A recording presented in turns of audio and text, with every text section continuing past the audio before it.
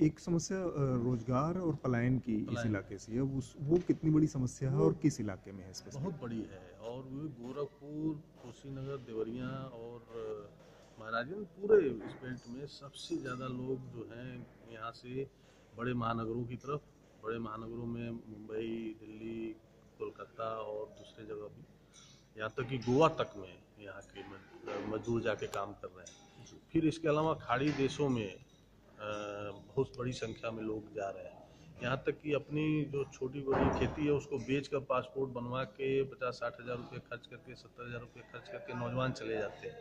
और वहाँ भी जो काम के लिए जाते हैं उनको मिलता नहीं है। वहाँ भी एक बंधुआ मजदूर की तरह काम करते हैं। यहाँ के अखबार उठाइए तो हम लोग के पास सबसे ज़्यादा स्टोरी आजकल ये आ रहे हैं कि वो बेचारा वहाँ गया और फंस गया। यहाँ 1 लाख 2 लाख रुपया बिचौलिए खा के उसको किसी तरह से भेजा। उन्होंने जो काम के लिए कहा गया वो काम मिला नहीं, वहाँ जो उसको वेज मिलना था वो नहीं मिला और वो फंसे रहते हैं। ऐसे बड़ी संख्या में रिपोर्टिंग हो रही है। और हम लोग गांव-गांव में भी देखते हैं। यहाँ पासपोर्ट ऑफिस का एक सेंटर खुला है गोरखपुर में जल्दी ही।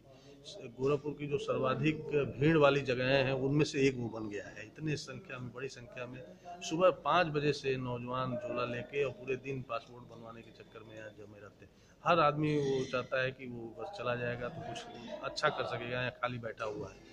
तो ऐसी कौन सी तीन चार चीजें यहाँ पे की जाएं जिससे कि इतने बड़े पैमाने पर जो पलायन हो रहा है रुके? इंडस्ट्री के लेवल पे क्या किया जा सकता है, देखिए खेती यहाँ की किसानी दो के स्तर दो बड़ी ताकत है जी। जिसकी जिसकी ओर हमारे हुक्मरानों ने ध्यान नहीं दिया। एक तो गन्ने की खेती जो होती है, गन्ना ऐसा फसल है जिसके 20-22 बाई प्रोडक्ट भी होते हैं। उसको उससे जुड़े हुए सारे काम अगर वो जो प्रोसेसिंग के अगर उद्योग लगे हैं यहाँ पे तो बहुत कायाकल्प हो सकता है। दूसरा ये टूरिज्म के लिए भी बहुत बड़ा क्षेत्र है। यहाँ पे बुद्ध का कबीर कबीर मगहर में है, गोरखपुर में गोरखनाथ हैं और 50 किलोमीटर दूर कुशीनगर में बुद्ध हैं जहाँ महापरिनिर्वाण। तो वहाँ फॉरेनर्स बहुत आते हैं। लेकिन दुर्भाग्य देखिए कि कुशीनगर न ट्रेन जा सकती है, न कोई हवाई सर्विस है, सिर्फ आप बस से जा सकते हैं। जी। बमुश्किल 50 से 60 हज़ार फॉरेनर्स आते हैं।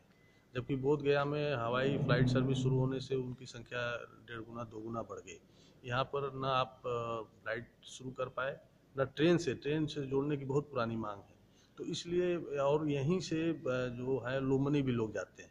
तो ये जो बुद्ध देशों के पर्यटकों की संख्या बहुत बढ़ सकती है। तो पर्यटन व्यवसाय में बहुत बड़ी संभावना है यहाँ पे। यहाँ पे बहुत कुछ है, लेकिन उसको भी कभी एक्सप्लोर नहीं किया जा सका है। जी। तो गन्ने की खेती और पर्यटन व्यवसाय, इन दोनों की जो ताकत है उसको करके यहाँ पर रोजगार की बहुत बड़ी मतलब अवसर पैदा किए जा सकते हैं, जिससे यहाँ के नौजवानों को बाहर जाने की जरूरत ही नहीं पड़ेगी।